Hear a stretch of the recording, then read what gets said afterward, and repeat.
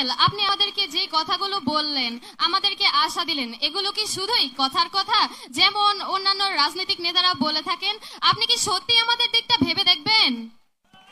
আচ্ছা মমতা, দেখো, আমি কিন্তু তোমাকে তোমার প্রথম যে প্রশ্নটা ছিল ওই প্রশ্নের উত্তরে কিন্তু আমি বলেছি যে এর আগে এই যে আমি বললাম শিক্ষা উপপত্তি, তারপরে ধরো এই যে মেয়েদের শিক্ষা ব্যবস্থা ফ্রি ক্লাস 10 পর্যন্ত, তারপরে 12 পর্যন্ত, এই কাজগুলো তো আমরা করেছি।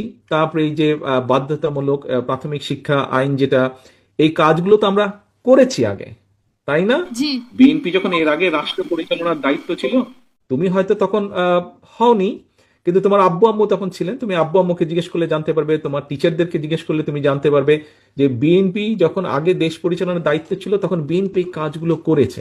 জি। এটা গেল 1 নম্বর। কাজে আমরা করেছি কাজ, আমাদের রেকর্ড আছে বিএনপির অতীতে যে এই কাজগুলো করেছে শিক্ষার জন্য।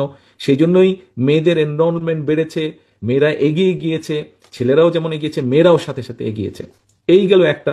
আর দ্বিতীয় বিষয় হচ্ছে, সামনে একটা নির্বাচন আছে, তুমি তোমার আব্বু আম্মুকে বলবে যে আঙ্কেলের সাথে আমার কথা হয়েছে, আঙ্কেল বলেছে, আঙ্কেল যে আঙ্কেলরা সরকার দায়িত্ব পেলে আঙ্কেল তারেক আঙ্কেলরা এইভাবে এইভাবে আমাদের শিক্ষার ব্যবস্থা করবে। তারপরে তোমার আব্বু আম্মুকে তুমি চেষ্টা করবে, তোমার চাচা চাচি সবাইকে তুমি চেষ্টা করবে কনভিন্স করার জন্য যাতে ধানের শীষে ভোট দেয়। আর যদি আমরা না করি তাহলে পরের বার তুমি আর আমাদেরকে ভোট দিও না, হয়ে গেল, একবার ট্রাই করো।